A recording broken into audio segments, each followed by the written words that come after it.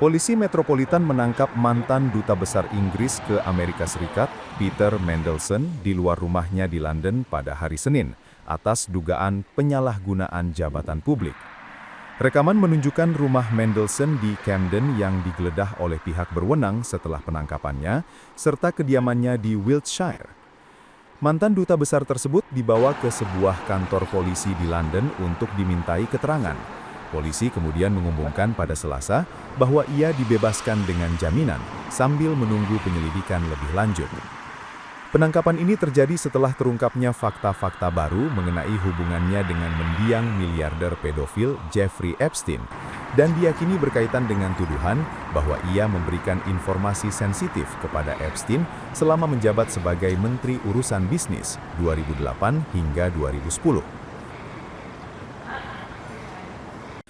Mantan duta besar berusia 72 tahun ini yang dikenal karena kelihayan media dan pengaruhnya dalam pemerintahan pada era 1990-an dan 2000-an, sehingga dijuluki Prince of Darkness dan kemudian Dark Lord, dipecat oleh Perdana Menteri pada September tahun lalu ketika hubungannya dengan Epstein kembali menjadi sorotan. Mandelson sebelumnya dengan tegas membantah melakukan pelanggaran apapun terkait kasus Epstein. That Mandelson had continued his friendship even after Epstein's conviction for child prostitution. Simple question. Mr. Speaker, let me start where I must with the victims of Epstein, and all of our thoughts are with them. Can I also say our thoughts are with all those who lost jobs, savings and livelihoods in the aftermath of the 2008 financial crash. To learn that there was a cabinet minister leaking sensitive information at the height of the response to the 2008 crash is beyond infuriating. And I am as angry as the public and any member of this House. Mandelson betrayed our country, our Parliament, and my party. Mr. Speaker, he lied repeatedly to my team when asked about his relationship with Epstein before and during his tenure as ambassador. I regret appointing him. If I knew then what I know now, he would never have been anywhere near government. And that is why, Mr. Speaker, yesterday, the Cabinet Secretary, with my support, took the decision to refer material to the police. Perdana Menteri Inggris Sir Keir Starmer meminta maaf karena telah mempercayai kebohongan Peter Mandelson tentang hubungannya dengan finansier tercemar Jeffrey Epstein dalam sebuah pidato di East Sussex pada hari Kamis. Very specific question. Did he know that Mandelson had continued his friendship with Epstein after the conviction? He says if he knew then what he knows now, but he did know. In January 2024, a journalist from the Financial Times informed the Prime Minister that Mandelson had stayed in Epstein's house even after that conviction for child prostitution. So did the Prime Minister conveniently forget this fact, or did he decide it was a risk worth taking? Prime Minister. Well, Mr. Speaker, as the House would expect, we went through a process. There was a due diligence exercise, and then there was security vetting by the security services. What was not known was the sheer depth and extent of the relationship. He lied about that to everyone for years. And new information was published in September, showing the relationship was materially different to what we'd been led to believe. When the new information came to light, I sacked him. But we did go through a due diligence exercise. The points that are being put to me were dealt with within that exercise. In response to the humble address this afternoon, I intend to make sure that all of the material is published. Mr. Speaker, the only exemptions are national security, if it prejudice national security. My first duty is obviously to keep this country safe. And when we drafted humble addresses, we always put an exemption for national security. But also anything will prejudice international relations. Mr. Speaker, you in the House will appreciate that in the course of discussions country to country, there are very sensitive issues of security, intelligence and trade, which cannot be disclosed without compromising the relationship between the two countries or a third country. Mr. Speaker, so that can be totally open. Kepada para korban Epstein, kepada mereka saya ingin mengatakan ini, saya minta maaf. Maaf atas apa yang telah dilakukan terhadap kalian, maaf karena begitu banyak orang berkuasa telah mengecewakan kalian, maaf karena telah mempercayai kebohongan Mandelson dan menunjuknya, dan maaf karena bahkan sekarang kalian harus kembali menyaksikan kisah ini terungkap di depan publik, katanya. But the Prime Minister cannot blame the process. He did know it was on Google. If the Conservative Research Department could find this information out, why couldn't Number 10? On the 10th of September, when we knew this, I asked him at that dispatch box, he gave Mandelson his full confidence at that dispatch box, not once, but twice. He only sacked him after pressure from us. I am asking the Prime Minister something very specific, not about the generalities of the full extent. Can the Prime Minister tell us, did the official security vetting he received mention Mandelson's ongoing relationship with the paedophile Jeffrey Epstein? So clear. Prime Minister. Yes, it did. As a result, various questions were put to him. I intend to disclose to this House all of the national security, prejudice to international relations on one side. I want to make sure this House sees the full documentation, so it will see for itself the extent to which time and time again Mandelson completely. Sudah cukup lama diketahui secara publik bahwa Mandelson mengenal Epstein, tetapi tidak seorang pun dari kami mengetahui kedalaman dan kegelapan hubungan itu, klaim Starmer. Apa yang kini terungkap telah menimbulkan pertanyaan serius, informasi yang tidak diketahui saat penunjukannya. Sebagai duta besar, Mandelson ditanya secara langsung tentang sifat hubungannya dengan Epstein. Ia ditanya apakah ia pernah menginap di tempat Epstein setelah vonis prostitusi anak tersebut. Dan ketika kemudian muncul informasi lanjutan, ia ditanya apakah ia menerima hadiah dan fasilitas, serta apakah ia telah sepenuhnya transparan mengenai hubungan tersebut. Informasi yang kini tersedia menunjukkan bahwa jawaban-jawaban itu adalah bohong. Ia menggambarkan Epstein sebagai seseorang yang hampir tidak ia kenal. Mr. Speaker, I've been thinking how it must feel for the victims of Jeffrey Epstein and their families. Hearing more and more stories of how rich, powerful men were currying favor with a paedophile sex trafficker, such as Peter Mandelson, sending government secrets to help Epstein enrich himself further. Seeing Mandelson made ambassador to the United States, even after his links to Epstein had been extensively reported by both the Financial Times and Channel 4 News. So can the Prime Minister tell us, given he now admits he knew about those links, before he gave such an important job to one of Epstein's closest friends, did he think at all about Epstein's victims? Mr. Speaker, we looked at the material. There was a process. Ketika jadi jelas bahwa itu tidak benar, saya memecatnya, tambah Starmer. Starmer kini menghadapi tekanan besar menyusul kontroversi hubungan mantan Duta Besar Amerika Serikat, Lord Mandelson, dengan mendiang miliarder pedofil Epstein. Perdana Menteri sendiri yang menunjuk Mandelson, lalu memecatnya tahun lalu setelah lebih banyak detail terungkap, dan menuduh bahwa mantan Duta Besar tersebut berulang-ulang berbohong mengenai hubungan mereka. Oposisi menuntut penjelasan tentang apa yang sebenarnya Starmer ketahui dan kapan ia mengetahuinya.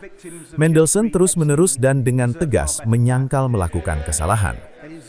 Pada Rabu, Perdana Menteri Inggris Sir Keir Starmer mendapat serangan keras dari berbagai pihak di House of Commons ketika polemik mengenai hubungan mantan duta besarnya dengan finansiar tercemar Jeffrey Epstein mengancam stabilitas pemerintahannya. Seluruh anggota parlemen akan merasa muak dengan pengungkapan terbaru tentang Jeffrey Epstein, Kita semua ingin para korbannya mendapat keadilan. Namun, keputusan politik untuk menunjuk rekan dekat Epstein, Peter Mandelson, sebagai duta besar Inggris ke Washington menyentuh langsung ke inti penilaian Perdana Menteri ini, kata pemimpin oposisi Kemi Badenoch. Saat membuat penunjukan itu, apakah ia tahu bahwa Mandelson tetap melanjutkan persahabatannya setelah Epstein divonis atas prostitusi anak? Starmer menjawab, Mandelson mengkhianati negara kita, parlemen kita, dan partai saya. Ia berulang-ulang berbohong kepada tim saya ketika ditanya tentang hubungannya dengan Epstein sebelum dan selama masa jabatannya sebagai duta besar. Saya menyesal telah menunjuknya.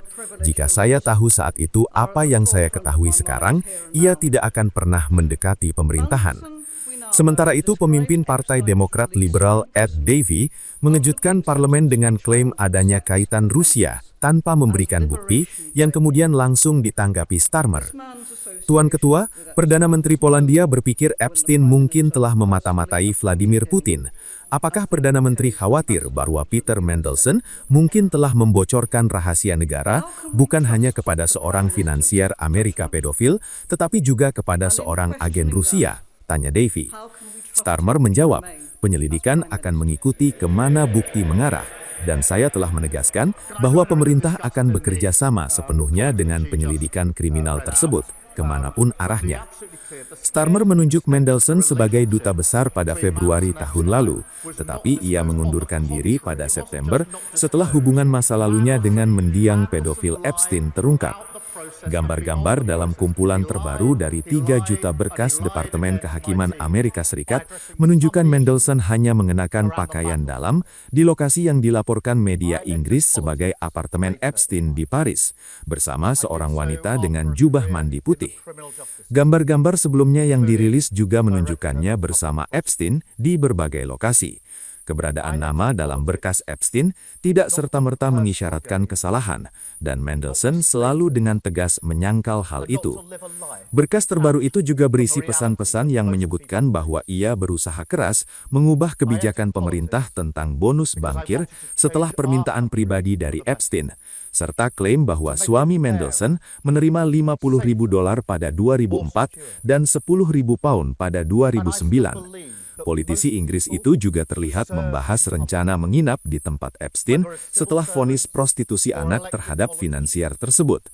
Ia menjabat sebagai Menteri Urusan Bisnis pada 2008 hingga 2010, dan berkas-berkas itu tampaknya juga menunjukkan bahwa ia mengirimkan informasi internal pemerintah kepada Epstein, termasuk pemberitahuan awal tentang dana bantuan Uni Eropa sebesar 500 miliar euro untuk menopang mata uang Eropa.